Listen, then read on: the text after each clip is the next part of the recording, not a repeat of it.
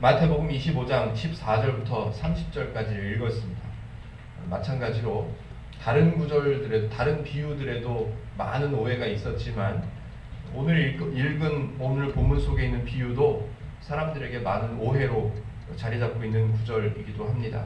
그래서 오늘 본문을 설명드릴 때 잘 한번 비교해 보십시오. 이미 알고 있는 비유 내용이 있다면 그 내용하고 오늘 듣게 되는 비유의 해석하고 잘 한번 들어보시고 비교해 보셔서 어떤 것이 맞는지, 어떤 것이 복음 같은지, 어떤 것이 하나님의 말씀 같은지를 잘 판단하셔서 마음속에 새겨주시면 좋을 것 같습니다. 기본적으로 저희들은 기독교인이고요. 성경을 갖고 있습니다. 성경을 손에 들고 있는 이유는 그냥 보기 좋으라고 들고 다니는 게 아니라 기독교의 중심이기 때문에 그렇습니다. 그래서 성경을 빼놓고는 기독교를 말하면 안 되고요. 성경을 빼놓고는 기독교가 존재해서도 안 됩니다. 성경이 없는 기독교는 미신이라고 할 수밖에 없고 이단이라고 하기에도 말이 아까워요. 여하튼 성경은 꼭 있어야만 하고 성경이 기독교에서는 가장 중심이 되어야만 합니다. 그래서 기독교에 속해 있는 사람, 성도라고 하는 사람이라면 누구나 성경을 가장 중요하게 여기고 있습니다. 중요하게 여기는 것까지는 다 좋은데 중요하게 여기는 것만 하고 배우지는 못하면 그것처럼 안타까운 일이 또 없을 것입니다. 그래서 성경을 배우는 일에 행복누림교회는 초점을 맞추고 있죠. 성경은 하나님을 향한 성도의 의무를 기록한 책이 아니라고 누차 강조를 했습니다. 성경을 읽고 성도는 하나님을 위해서 어떻게 살아야 하나 그런 내용을 배우려고 하면 전혀 엉뚱한 내용으로밖에 볼 수가 없습니다. 성경 안에는 성도를 향한 하나님의 명령이나 요구 그런 내용이 기록되어 있는 책이 아닙니다. 성경은 하나님과의 관계가 단절되어 있는 상태에 살고 있던 사람들, 성경적 표현으로 하면 죄인들입니다.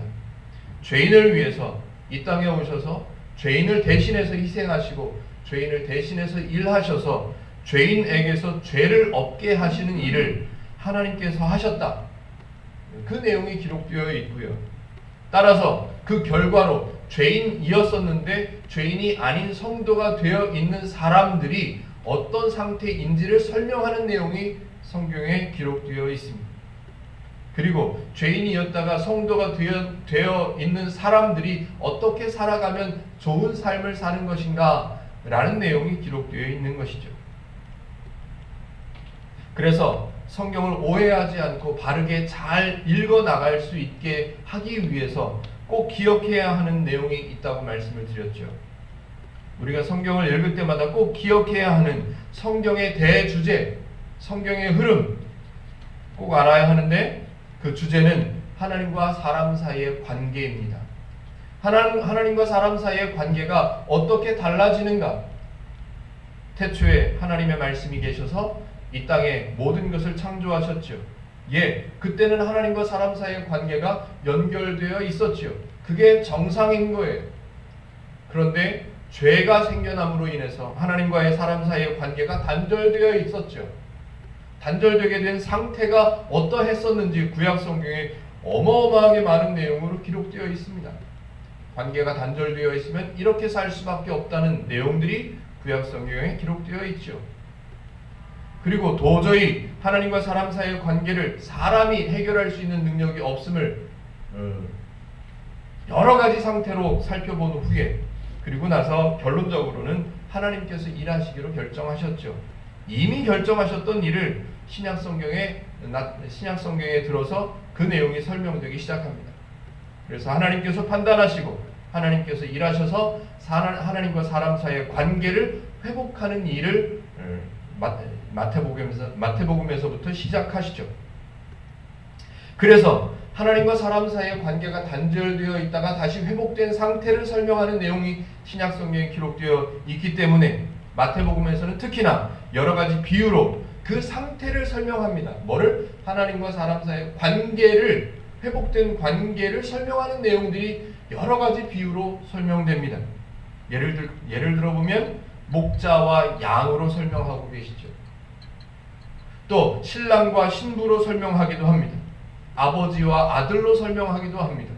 농부와 나무로 설명하기도 합니다. 그리고 오늘 본문처럼 주인과 종으로 설명하기도 합니다. 모든 비유들이 하나님과 사람 사이에 회복된 관계를 설명하는 겁니다. 그러나 이 비유들을 잘 살펴보면 오해할 수 있는 방법이, 오해하는 방법이 있고 바르게 이해하는 방법이 있습니다. 목자와 양이라고 하면 오해할 수 있죠. 양은 목자를 위해서 열심히 일하다가 죽는 거, 털도 제공하고 목자를 위해서 다 하는 거, 그렇게 오해할 수도 있습니다. 어떤 사람이 오해를 할까요? 성경은 하나님과 사람 사이의 관계, 회복된 관계를 설명하는 내용이 마태복음에 기록된 거야 라는 사실을 모르는 사람들은 그저 세상에는 공짜가 없어 라는 사고방식만 갖고 있는 사람이 보면 목자와 양, 그러면 목자를 위해서 헌신하는 양이에요. 털도 헌신해야 되고 생명도 헌신해야 되고 결국에는 고기까지, 몸까지 헌신하는 양의 모습을 볼 수밖에 없는 거예요. 그러나 하나님과 사람 사이의 관계를 회복하신 상태를 설명하는 내용이다 라는 사실을 알고 보는 사람은 양이 아무리 어려워도, 양이 배고프면, 양이 힘들면 목자가 다 책임지는 거구나. 역시 좋은 거구나. 회복된 관계는 완전히 다르죠. 신랑과 신부도 마찬가지고 아버지와 아들도 마찬가지예요. 농부와 나무도 마찬가지예요. 그리고 오늘 본문에 소개되고 있는 주인과 종의 관계도 마찬가지입니다. 그래서 우리가 이미 알고 있었던 내용은 대부분 첫 번째 오해의 방법으로 이해하고 있는 내용일 경우가 많습니다. 분명하게 기억해 주시기를 바랍니다. 마태복음은 단절되어 있었던 하나님과 사람 사이의 관계를 하나님이 일하셔서 회복하신 후에 회복된 하나님과 사람 사이의 관계를 예수님께서 열심히 설명하는 가운데 소개되는 비유들이 많이 있다는 사실을 꼭 기억해 주시기를 바랍니다.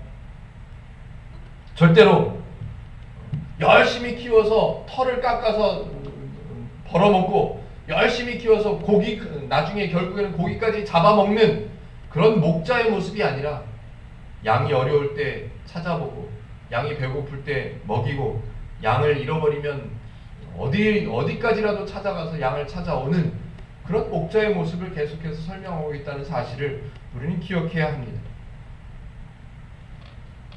특히 오늘 본문의 주인과 종으로 설명되는 내용이 비유가 등장합니다.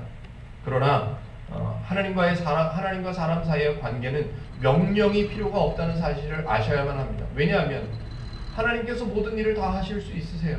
하나님은 도움이 필요하신 분이 아니십니다. 때문에 하나님은 사람에게 명령하셔서 하나님의 욕구를, 하나님의 부족을, 하나님의 부족함을 채워나가야 하는 이유가 전혀 없습니다. 다만 명령처럼 보이는 문장이 우리 눈에 보인다면 그 명령처럼 보이는 내용은 실제로 하나님을 위한 명령이 아니라 사람을 위한, 사람이 도무지 알아듣지를 못하니까 명령문 형태로라도 말씀하셔서 사람을 위하시는 내용이 기록되어 있다는 사실로 우리는 받아들여야만 합니다. 종의 모습을, 주인과 종의 이야기를 들으면 두 가지로 해석할 수가 있죠. 하나는 종을 부리는 주인이죠. 종의 노동력, 종의 수고를 이용해서 주인의 배를 채우는, 주인의 주머니를 채우는 그런 주인과 종의 관계가 있을 수 있습니다. 그러나 다른 면으로 보면 종을 책임지는 주인, 주인의 종이기 때문에 종을 책임져야만 하는 주인, 자신의 소유라고 표현할 수밖에 없는 그 종을 주인은 보호해야만 하는 주인, 종의 삶을 책임져야만 하는 주인, 그런 내용으로 이해할 수도 있을 것입니다. 과연 오늘 본문에 예수님께서 제자들에게 하시는 말씀 중에 등장된 오늘 본문에 있는 비유 어느 쪽일까요? 예수님께서 제자들에게 말씀하시면서 너희들의 노동력이 나는 필요하다, 너희들의 수고가, 너희들의 헌신이 나에게는 꼭 필요하다, 그러니까 갑절로 남겨야 된다, 이런 명령일까요? 아니면 내가 너희를 위해서 수고하고 내가 너희를 위해서, 내가 너희의 삶을 위해서, 너희를 보호하기 위해서 내가 일하는 그런 주인이다, 그런 설명을 하기 위한 비유일까요? 설명을 한번 잘 들어보시고 판단하셨으면 좋겠습니다. 사실 오늘 내용은 어려운 내용은 아닙니다. 그냥 스토리대로 쭉 읽어보면 어려운 얘기는 아니에요. 그러나 어떤 관점, 어떤 생각을 가지고 읽어 나가느냐에 따라서 그 해석이 완전히 달라질 수 있다는 사실이죠. 내용을 간략하게 살펴볼까요? 부자인 사람이 한 사람 있답니다. 어마어마하게 부자예요.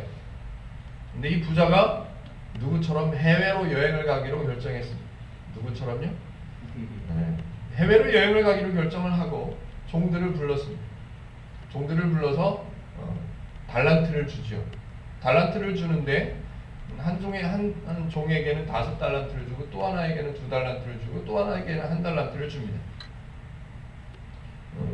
그 뒤에 종들의 모습이 설명되어 있죠. 5달란트 받은 종은 바로 나가서 장사를 시작하죠. 그래서 5달란트를 더 남겼다고 기록이 되어 있고요. 2달란트 받은 종도 장사를 해서 또 다른 2달란트를 남겼다고 하죠. 그리고 주인이 돌아왔을 때 이렇게 주인 앞에 설명을 합니다. 1달란트 받은 종, 땅속에 묻어둡니다. 받자마자 땅속에 묻어두고 주인이 돌아왔을 때 땅속에서 꺼내서 주인에게 내놓지요. 그리고 나서 1달란트 받았던 땅속에 달란트를 숨겨놨다가 꺼내왔던 그 종과 주인의 대화가 소개되고 있습니다. 스토리는 어려운 내용이 아니에요. 그런데 어떻게 이해를 하느냐가 중요하죠. 한 번만 더 강조합니다. 성경을 읽는 독자가 저와 여러분들이죠. 성경을 읽는 사람이 어떤 생각을 가지고 성경을 읽을 것인가를 우리는 분명히 해야 합니다. 마태복음의 큰 주제, 회복된 하나님과 사람 사이의 관계, 이걸 설명하는 내용이 마태복음이다 라는 사실을 알고 본문을 읽어야만 합니다. 하나님과 사람 사이의 관계가 단절되어 있었는데 하나님의 수고로, 하나님의 일하심으로, 하나님의 판단으로 그 관계가 회복되었는데 회복된 상태에 있게 된 사람들의 모습은 어떤 모습이어야 하는가, 어떤 삶을, 어떤 생각을 가져야 하는가를 설명하는 내용이 마태복음이에요. 그래서 지난주에 설명을 했었죠. 열처녀의 비유라는 제목으로 알려져 있는 마태복음 25장 1절부터 13절까지의 내용이요. 제목이 열처녀의 비유로 제시되면 안 된다고 저는 강조를 했었습니다. 왜냐하면 열처녀의 비유라고 제목을 정해놓으면 마치 열처녀가 주인공 같잖아요. 아니에요. 1절만 잘 읽어도 정독해서 1절만 잘 읽어도 제목을 충분히 알 수 있습니다. 1절 그때의 천국은 마치 등을 들고 신랑을 맞으러 나간 열처녀와 같다 하리니 제목이 뭐냐면 천국을 설명하는 이미 천국 사람으로 만들어 놓으신 그 사람들, 그 성도들이 누구와 어떤 그 성도들을 설명하기 위한 설명 비유인데 천국은 마치 요 다음부터가 제목이 되어야 맞는 거예요. 등을 들고 신랑을 맞으러 나간 열처녀, 이게 제목이 되어야 하는 거예요. 그래서 등을 들고 신랑을 맞으러 나간 그 행위가 얼마나 멍청한 짓이냐, 그 얘기를 설명하는 거예요. 신랑을 맞이하기 위해 기름을 준비해야 하는 10명의 처녀, 그 얘기가 아니고요. 아무것도 준비할 필요가 없는 신랑을 기다리면 되는 거거든요. 신랑을 기다리고 있다가 신랑이 와서 문이 열리면 들어가면 되는 거예요. 그게 중요한 거예요. 그럼에도 불구하고 기름을 준비해야 된다고 생각하는 10명의 처녀들, 모두가 다 어리석은 거죠. 그러나 10명 중에서 5명은 결국 행동까지 옮겨갔죠. 기름을 사러 갔어요.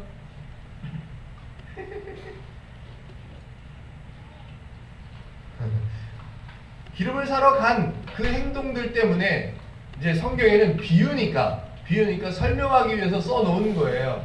지혜 있는, 슬기 있는 5 처녀, 결국은 들어갔거든요. 들어간 상태를 보고 그냥 그렇게 불러준 거예요. 슬기 있다라고 해요.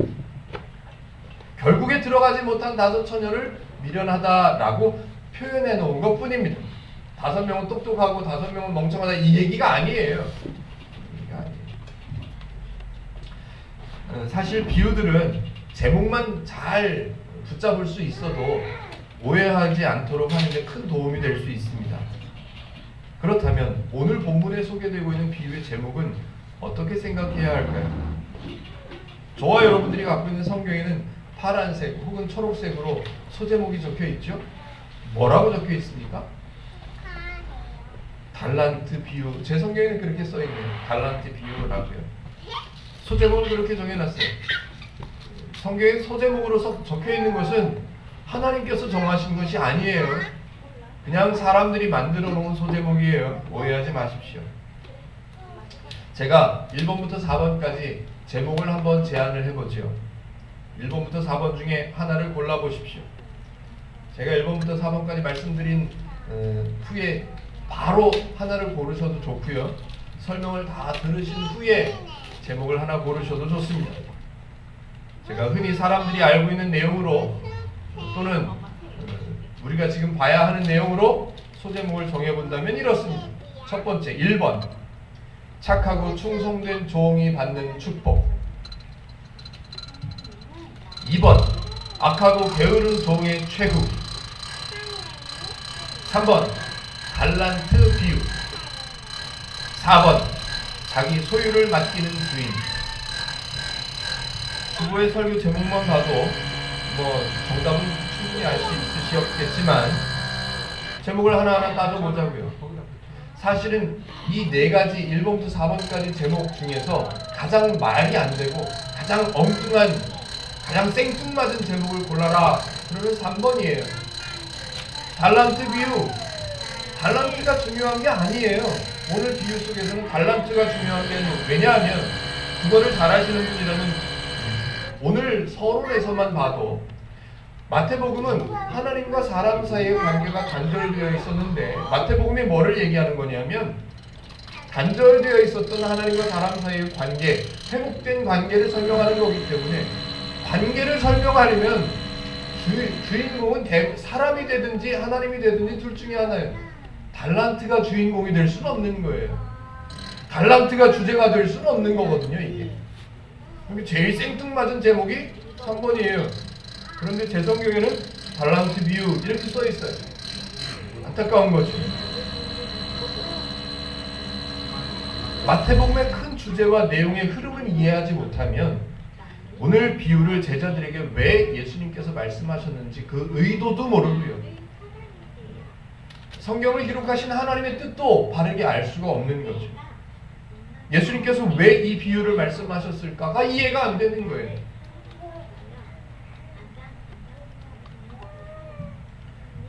하나 기억을 더듬어 보십시오. 예수님께서 제자들에게 무언가 가르치실 때마다 사용하셨던 그 교수법, 어떤 방법을 사용하셔서 제자들에게 가르치셨는지 상황을 생각해 보면 제자들은 아무리 말해도 못 알아듣는 상황이고요. 예수님은 못 알아듣는 얘네들에게 천국을 설명하셔야 되는 상황이에요. 제자들에게 무엇을 설명하기 위해서 비유를 사용하시는 이유는 못 알아들으니까 비유라도 사용하시는 거고 제자들은 비유로 설명해도 지금 못 알아듣는 상황인 거예요. 중요한 것은 성경을 지금 이 비유를 읽는 저와 여러분들이 읽는 사람들이 어떻게 이해를 하느냐예요. 그래서 상황도 알아야 하고요. 예수님의 뜻도 알아야 합니다. 만약에 예수님의 뜻도 모르고 제자들의 상황도 모르고 예수님의 입장도 전혀 모르는 사람이 오늘 본문을 읽었다면 본인의 상황에 맞춰서 해석할 수밖에 없는 거예요. 본인의 상황에 맞춰서. 자기가 너무 게으르게 살아서 가난하게 살고 있는 것 같아. 근데 오늘 본문을 딱 읽었어요. 그러면 어떻게 이해가 돼요? 아, 열심히 장사해서 남겨야 되는구나. 그러면 축복을 더 받을 수 있겠구나 라고 이해를 하겠죠. 자신의 상황에 맞춰서 오해할 수밖에 없는 거예요. 안타깝지만 한 가지를 더 설명드린다면 교회가 성장돼야 되고 건축해야 되고 성도들이 많아져야 된다라는 필요를 갖고 있는 설교자는 오늘 본문을 읽고 성도들에게 그 필요를 채우기 위해서 성도들의 수고와 성도들의 헌신을 만들어내기에 딱 적합한 본문이 될 수 있습니다. 딱 좋지요? 너무 좋아요? 너무 좋아요. 저와 여러분은 그렇게 보면 안 되죠. 왜냐하면 저와 여러분은 오늘 마태복음을 읽을 때 어떤 마음을, 어떤 생각을 갖고 있어요? 회복해 놓으신 하나님과 사람 사이의 관계를, 그 상태를 설명하시기 위해서 지금 제자들에게 예수님께서 말씀하시는 내용이구나 라는 사실을 알고 있기 때문이에요. 그렇다면 하나님과 사람 사이의 관계가 단절되어서 죄의 상태에 살고 있는 사람들에게 그 상태를 회복시켜 놓으시고 그 사람들에게 너희는 지금보다 더 열심히 수고해야 돼, 너희는 지금보다 더 헌신해야 돼 라는 말씀을 하실 수가 없다는 사실을 우리는 충분히 알 수 있는 거예요. 기껏 사람들이 행할 수 없는, 사람들이 해결할 수 없는 상태라고 판단하셔서 이 땅에 내려오신 그 하나님께서, 이 땅에 내려오신 그 하나님께서 사람들에게 하신다는 말씀이 너희들 장사를 해서 남겨야 된다, 더 수고해야 된다, 못 남기면 벌받아, 못 남기면 버림받아, 이런 얘기를 하시겠냐고요. 말이 안 돼요. 그렇게 얘기하는 것은. 더구나 복음서라면서요. 복음서. 복음인데 읽었어요. 읽었는데, 복음서를 읽었는데 마음이 가벼워야 되는 게 맞아요. 마음이 기뻐져야 되는 게 맞아요. 그런데 지금도 먹고 살기 힘든데 2갑절을 남겨서 주인에게 바쳐야 된대요. 복음일까요? 과연 저와 여러분들에게? 마태복음의 흐름과 큰 주제를 알고 성경을 읽어야 합니다. 14절을 한번 읽어보겠습니다. 14절. 자, 잘 한번 생각해 보십시오. 25장 14절입니다. 또 어떤 사람이 타국에 갈 때 그 종들을 불러 자기 소유를 맡김과 같으니, 오늘 비유의 소제목, 오늘 비유의 제목은 이거예요. 어떤 사람이 타국에 갈 때 그 종들을 불러 자기 소유를 맡김, 이게 제목이에요. 어떤 주인이 타국으로 놀러 가는데, 여행을 가는데 종들을 불러서 자기 소유를 맡기는 거예요. 이게 제목이에요. 이게 제목. 14절은 오늘 비유가 시작되는 부분이기도 하고 제목이 제시되는 부분이기 때문에 꼼꼼하게 살펴봐야 될 이유가 충분히 있습니다. 다르게 이해하기 위해서 다른 번역본들을 제가 소개를 해봅니다. 공동번역 성경에는 이렇게 기록되어 있습니다. 하늘나라는 또 이렇게 비유할 수 있다. 어떤 사람이 먼 길을 떠나면서 자기 종들을 불러 재산을 맡기었다. 표준 세번역 성경, 또 하늘나라는 이런 사정과 같다. 어떤 사람이 여행을 떠나면서 자기 종들을 불러서 자기의 재산을 그들에게 맡겼다. 킹 제임스 흥정역, 하늘의 왕국은 마치 먼 나라로 여행하면서 자기 종들을 불러 그들에게 자기 재산을 맡긴 어떤 사람과 같으니라. 현대인의 성경, 또 하늘나라는 여행을 떠나면서 종들을 불러 자기 재산을 맡긴 사람과 같다. 우리말 성경, 또한 하늘나라는 어떤 사람이 자기 종들을 불러 재산을 맡기고 여행을 떠나려는 것과 같다. 바른 성경, 또한 하늘나라는 한 사람이 외국에 가면서 자기 자신의 종들을 불러 자기 소유를 맡긴 것과 같으니, 이렇게 번역되어 있어요. 영어 성경들도 다 대부분 마찬가지예요. 모든 번역본들 속에 공통적으로 있는 내용 중에서 우리가 갖고 있는 성경에 빠진 것이 뭐냐 하면, 하늘나라는 또는 하늘의 왕국은 그 목적어가 하나 빠져 있어요. 그래서 오늘 본문 14절도 마찬가지예요.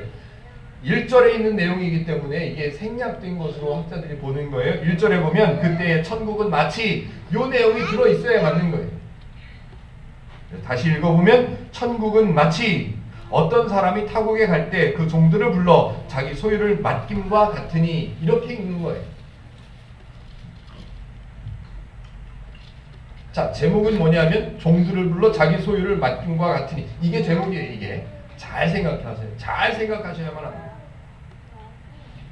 자, 자기 소유를 여행을 갈 때 종들을 불러서 맡긴대요. 이 주인은 종들을 믿고 있을까요? 못 믿고 있을까요? 믿고 있는 거예요. 충분히. 주인이 떠나가는데 이것을 금고에다 처박아 놓는 게 아니라 보호해 놓는 게 아니라 종들에게 맡겨 놓는데 종들을 믿고 있는 거죠. 또 하나 15절을 읽어보면요. 각각 그 종들에게 그 소유를 맡기는데 어떻게 맡기냐면 각각 그 재능대로 한 사람에게는 금 5달란트를, 한 사람에게는 2달란트를, 한 사람에게는 1달란트를 주고 떠났더니 각각 그 재능대로 맡겼대요. 제가 여쭤보죠. 그러면 이 주인은 종 한 사람 한 사람의 재능을 알고 있다, 모르고 있다? 알고 있다예요. 주인이 종들을 속속들이 잘 알고 있다예요. 그 종의 마음은 어떤지, 심성은 어떤지, 능력은 어떤지를 잘 알고 있는 거예요. 예를 들어서 만약에 그 주인이 종에게 소유를 맡기는데 일률적으로 종들의 상황이나 능력이나 수준이나 심정은 이해하지 않고 일률적으로 똑같은 금액을 맡겼다면, 똑같이 소유를 맡겼다면 어떤 종은 나를 뭘로 보고 요거밖에 안 맡겨? 라고 생각할 수 있고, 또 어떤 종은 내가 이걸 어떻게 감당하라고 나한테 이걸 맡겨? 다 부담이고 스트레스예요. 그런데 15절을 읽어보니까 각각 그 재능대로 라고 써있습니다. 주인이 종들을 잘 알고 있는 거예요. 주인이 종들을 너무너무 잘 알고 있는 거예요. 또 두 번째, 첫 번째는 주인이 종들을 알고 있다고요. 또 두 번째는 주고 떠났더니 라고 되어 있습니다. 주고 떠났대요. 중간에 우리는 뭔가가 있으면 좋겠다는 생각이 있지요. 종들에게 내 소유를 맡기면서 너 이걸로 2배 남겨라. 너 이걸로 3배 남겨라. 너 이걸로 망하기만 해봐라. 너 이걸로 손해만 끼치기만 해봐. 내 돌아와서 가만히 놔두나. 요런 설명들이 중간에 끼어 있으면 우리 사고방식에는 맞아요. 어울려요. 무언가 맡기는, 주인의 소유를 맡기는데 목적을 남겨줘야 되잖아요. 왜? 주인과 종인데.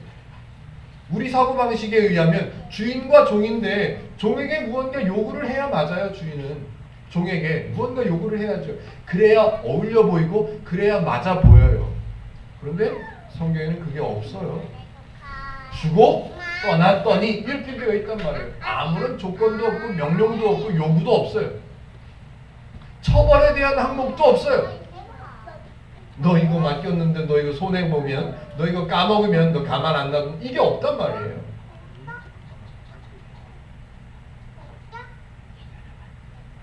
그렇다면 종의 입장에서 볼 때 제가 한번 여쭤보죠. 종은 주인에게서 숙제를 받은 걸까요? 선물을 받은 걸까요? 선물을 받은 거예요. 야, 주인의 마음을 제가 제 마음대로 한번 표현해 본다면, 야, 나 해외여행 간다? 나 해외여행 가는데 나만 좋으면 안 되잖아. 니네는 해외여행 나랑 같이 갈 수는 없으니까 이거 가지고 마음대로 살아봐. 선물이야? 아마 주인의 마음은 그럴 것 같아요. 명령을 받은 게 아니에요. 숙제를 받은 게 아니고 주인이 종들의 수준에 맞게 선물을 준 거예요. 그 선물을 받은 종의 입장에서 이제 중요한 것은 잘 생각해 보세요. 주제가 뭐라고요? 회복된 하나님과 사람 사이의 관계를 설명하는 거예요. 그리고 그 회복된 관계에 회복된 상태에 있게 된 그 사람들이 어떻게 생각하고 어떻게 살아가야 되는가를 설명하는 내용이라고 말씀을 드렸습니다. 그렇다면 이제 종들의 반응이 중요한 거예요. 상태는 회복되었어요. 회복되었는데 그 종들은 그 회복된 상태를 어떻게 생각하고 어떻게 살아가는가가 중요한 거예요. 그래서 종들의 반응을 이제 한번 보자고요. 이제 19절을 읽어보면 주인이 돌아왔죠. 주인이 돌아온 뒤에 종들하고 대화를 나누는 내용이 소개됩니다. 그 내용을 읽어보면 그 앞의 내용을 굳이 읽어보지 않아도 19절요. 오랜 후에 그 종들의 주인이 돌아와 그들과 결산할세. 먼저 오해를 제거하기 위해서 결산이라는 단어를 제가 바르게 설명을 한번 해야 됩니다. 결산이라는 단어는 왠지 뭐 번역이 잘못됐다고 말하기는 좀 애매한데요. 왠지 오해를 만들어내기가 쉬운 그런 번역이에요. 결산이라는 단어의 헬라어 원어의 의미를 살펴보면 이런 의미가 있습니다. 함께 만들다, 함께 가져가다, 함께 계산하다. 다시 말하면 함께 생각해 본다, 함께 만들어 간다, 함께 계산한다, 이런 의미가 더 큰 거예요. 함께라는 의미가. 그렇다면 결산이라는 단어로 번역된 성경을 읽었을 때는 왠지 주인이 종에게 맡겨놓은 재산으로 얼마나 남겼는지를 따져보는, 상벌을 주기 위해서 따져보는 것 같은 느낌이 와요. 그런데 그런 내용이 아니기 때문에 결산이라는 단어보다는 함께 계산한다, 함께 만들다, 함께 가져간다, 그런 의미로 우리는 이해를 합시다.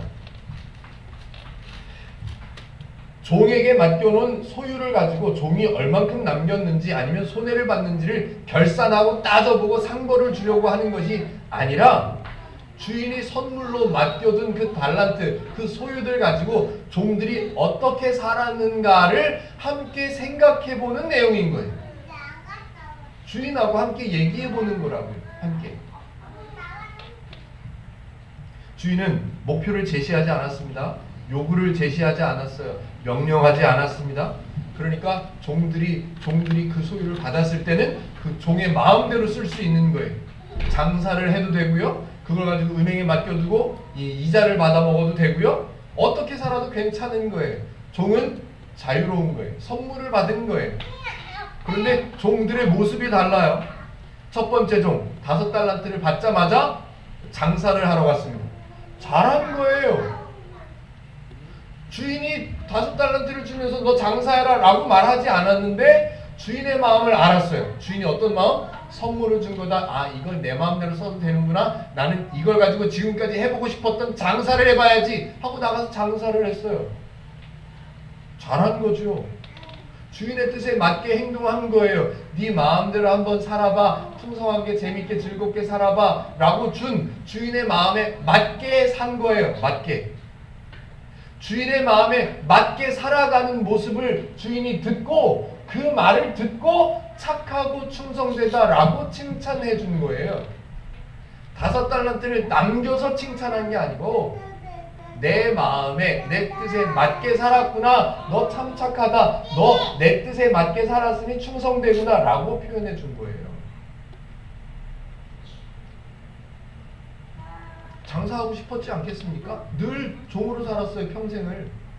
주인을 위해서 일만 했어요. 근데 주인은 보니까 가게를 열어놓는데도 맨날 수입이 들어오고 그래요. 장사해보고 싶었던 거예요. 그래서 장사했어요. 그래서 이문을 남겼어요. 어떻게 살았을까요? 상상을 해봅시다.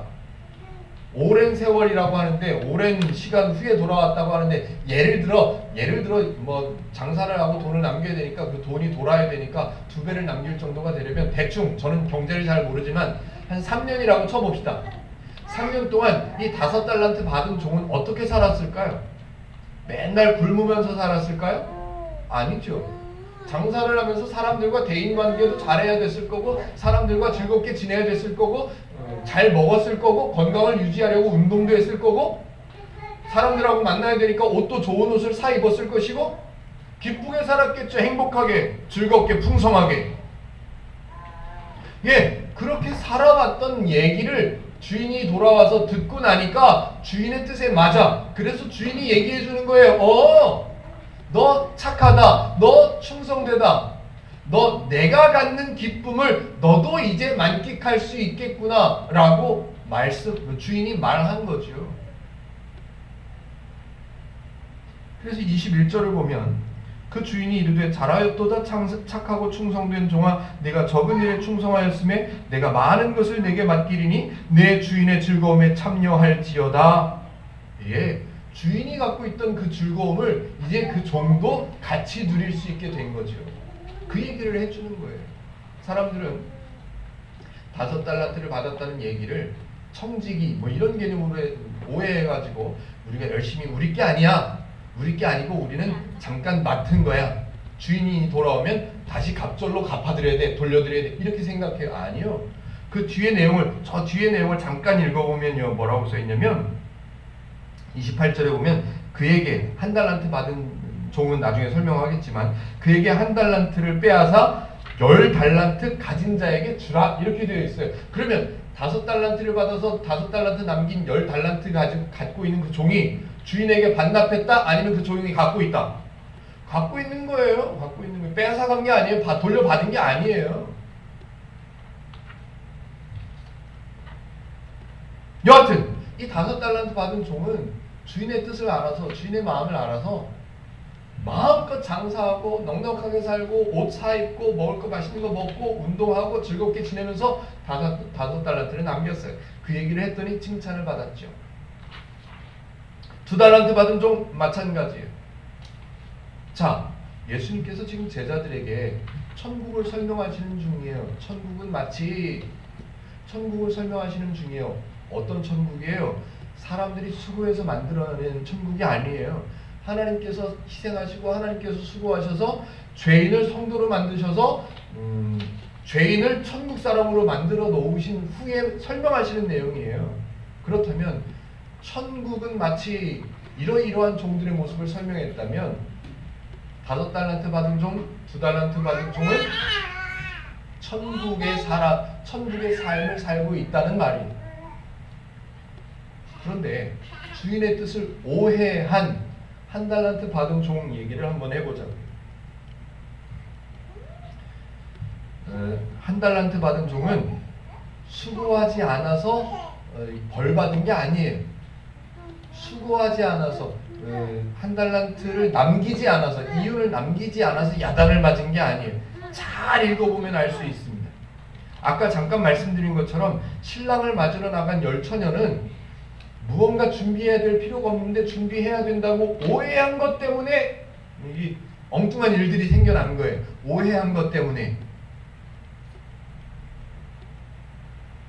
주인은 지금 오늘 본문에나 오늘 비유에 나오는 주인은 아무것도 요구를 제한한 적이 없어요. 요구를 제시한 적도 없고 명령한 적도 없어요. 어떻게 살아야 된다고 목표를 설정해 놓은 것도 없어요.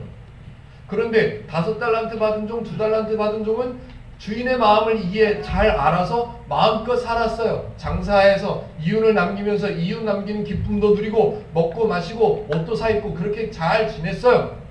칭찬까지 받았어요. 내 뜻에 맞게 잘 살았구나 라고요.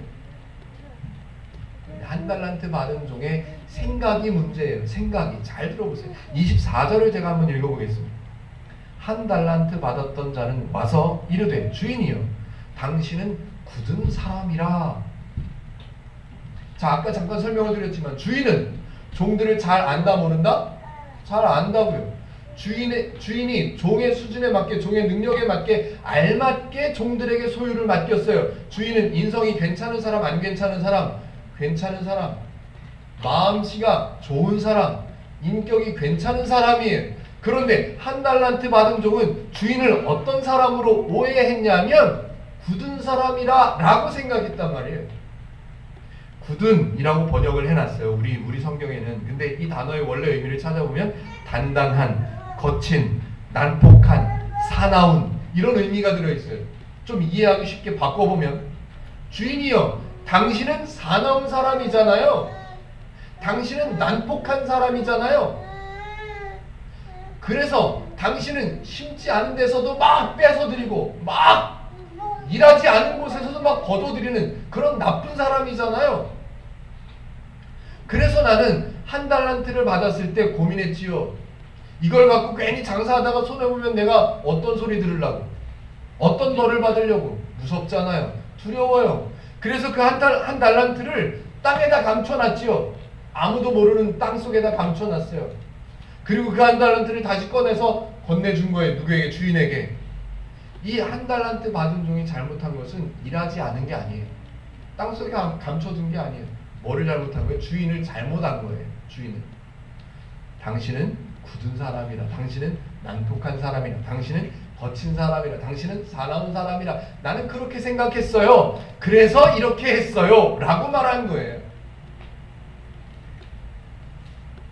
자, 주인의 입장에서 볼 때 1달란트를 맡겨놓은 이 종의 삶이 주인의 뜻에 맞다 안 맞다? 안 맞아요. 안 맞는 삶을 살아온 종에게 말하는 거예요. 너는 악한 종이구나. 너는 게으른 종이구나. 이거를 오해하지 않게 다시 읽어보면요. 너는 참 불쌍하게 살았구나. 넌 안타깝게 살았구나. 넌 내 뜻과 다르게 살았구나. 넌 아프게 살았구나. 이렇게 말하는 거예요. 따져보시오. 따져보시자고요. 한 달란트를 받은 종이 그 한 달란트를 땅속에 감춰놨어요. 감춰놓은 달란트를 누가 캐내 갈까봐 불안할까요? 안 불안할까요? 불안하지요. 그나마 돈도 없는데 재산도 없는 사람이 그나마 받은 한 달란트를 땅속에 감춰놓고 쓰지도 못했어요. 이 종은 3년 동안 살면서, 예를 들어 3년이라고 그랬어요. 3년 동안 살면서 뭐 먹고 살았을까요? 빌어먹고 살든지 동양에서 살든지 그래야지요. 노숙자의 삶을 살아야지요. 옷은 어떻게 입었을까요? 누추하게 해서 입었겠죠. 누추하게. 대인관계는 어땠을까요? 그냥 왕따로 살았겠지요. 불쌍하고 안타까운 거예요. 주인을 오해했기 때문에 그래요. 그래서 주인이 설명해 주는 거예요. 너는 그렇게 살았구나. 너는 그렇게 살겠구나. 너는 그런 상태로 가겠구나. 설명해 준 거예요. 설명. 주인이 이 종을 내치거나 이 종을 뭐 벌 주거나 그게 아니고 그 종의 상태를 설명해 주는 거예요. 너 나를 그렇게 생각했었다고? 야, 차라리 그렇게 생각했다 하더라도 그걸 은행에다 맡겨놨어야지. 그러면 이윤이라도 이자라도 남겼을 거 아니냐. 너는 참 악하고 게으르게 불쌍하게 안타깝게 살았구나. 너는 분명히 네 생각대로 살면 길가에 버려지고 너는 사람들에게 버림받게 될 거야. 그 얘기를 설명해 주는 내용이에요. 잘 생각하시자고요. 지금 마태복음에 예수님께서 제자들에게 설명하시는 내용 중에, 천국을 설명하시는 내용 중에 단절되어 있던 하나님과 사람 사이의 관계가 회복되어 있다는 사실을 설명하시는 내용 중에 사용하신 비유예요. 천국 사람이 된, 천국을 이미 완성된 상태에 살고 있는 사람들의 모습 중에서 2명의 종은 그 삶을 마음껏 누리면서 살았어요. 근데 종 한 사람은 하나님의 뜻을, 주인의 뜻을 오해해서 이걸 갚아야 돼. 이거 손해보면 나는 망하지. 이거 손해보면 나는 야단맞지. 라고 오해해서 땅속에 감춰놓은, 그리고 피폐하게 살았던, 아프게 살았던 종의 모습을 비교해서 설명해 놓은 거예요. 절대로 게으르기 때문에 야단친 게 아니에요. 벌을 내리는 장면이 아닌 거예요. 주인을 오해하고 있는 종의 모습을 지적해 준 거고 가르쳐 준 거예요. 열처녀요? 아무것도 일하지 않고 아무것도 준비할 필요가 없음에도 불구하고 스스로 생각하기에 무언가 준비해야 된다고 생각했던 그 10명의 처녀들의 모습을 설명해 준 거예요. 성경에 예수님께서 설명하시는 마태복음의 내용을 읽었어요. 저와 여러분들이 읽었어요. 어떻게 받아들이시겠습니까? 어떻게요? 우리들의 삶이 아무리 어렵고 힘들어도 우리는 기름을 준비해야만 해. 여러분, 기름을 준비하는 인생을 삽시다. 신앙생활을 열심히 합시다. 더 헌신합시다. 그렇게 읽으시겠습니까? 아니면 신랑이 오면 되는 거구나. 신랑이면 다 되는 거구나. 신랑이 오기만을 기쁘게 기다리면 되는구나. 그렇게 읽으시겠습니까? 여러분, 하나님께서 여러분에게 달란트를 맡기셨습니다. 결국에 우리가 그 달란트를 맡은 청지기의 역할을 감당해서 갑절로 남겨서 하나님께 돌려드려야 합니다. 여러분, 지금처럼 신앙생활에서 되겠습니까? 더 열심히, 더 헌신해서 더 열심히 봉사해야 되지 않겠습니까? 여러분, 하나님께 더 갑절로 남겨서 돌려드립시다. 그렇게 성경을 읽으시겠습니까? 아니면 다 이루어 놓으시고 우리를 성도로 만드신 후에 우리의 삶을 허락해 주셨습니다. 우리에게 재물을 선물해 주셨습니다. 자, 여러분, 하나님의 뜻대로 우리는 기쁘게 삽시다. 하나님께서 주신 이 선물들을 가지고 우리는 더 기쁘게, 더 풍성하게 살아갑시다. 어떻게 성경을 읽으시겠습니까? 성경을 통해서 성도인 우리들을 향하신 하나님의 뜻을 바르게 배우는 사람과 하나님의 뜻을 오해하고 살아가는 사람하고는 어마어마한 차이가 있는 거예요. 똑같이 교회 다녀요. 똑같이 신앙생활이라고 해요. 그런데 그 사람의 상태는 완전히 다른 거예요. 한 사람에게는 명령이 되고 한 사람에게는 도금이 되는 거죠. 한 사람에게는 숙제가 되는 것이고 한 사람에게는 선물이 되는 겁니다. 저와 여러분은 성도지요. 그러면 저와 여러분들에게 선물하신 저와 여러분들의 삶을 어떻게 사시겠습니까? 하나님 때문에 무겁게 사시겠습니까? 하나님 때문에 기쁘게 사시겠습니까? 하나님께 돌려드려야 되고 하나님께 갚아야 되는 생각을 가지고 힘들고 무섭고 두렵게 살아야 되겠습니까? 아니면 성도를 사랑하셔서 죄를 없게 하시고 천국 사람을 만드시고 모든 것을 선물로 주신 하나님으로 잘 배워서 기쁨을 누리고 행복을 누리는 삶을 사시겠습니까? 둘 중에 하나예요. 둘 중에 하나예요. 저와 여러분들은 행복 누린 교회의 성도입니다. 하나님을 바르게 배워야 한다고 날마다 소리 높여 외치는 행복 누린 교회 성도이십니다. 저와 여러분들이 기쁘게 살고 풍성하게 살고 넉넉하게 살고 오히려 남들을 돌아볼 수 있는 사람으로 넉넉한 삶을 살 수 있다면 저와 여러분들은 분명한 거예요. 뭐가 분명해요? 착하고 충성된 종인 거예요. 벌 받고 상 받고 그게 아니고요. 상이 더 필요하거나 벌이 필요한 이게 아니고요. 이미 저와 여러분들의 그러한 넉넉한 삶이 행복을 누리는 삶 자체가 하나님 보시기에는 착하고 충성된 종인 거예요. 한 달란트 받은 종이 힘들고 어려운 게으른 삶을 살았어요. 주인의 마음이 아플까요? 기쁠까요? 화가 날까요? 불쌍할까요? 화내지 않으시는 거예요. 불쌍하게 여기시는 거고 안타까운 거죠. 저와 여러분들은 성도의 삶을 사시기를 바랍니다.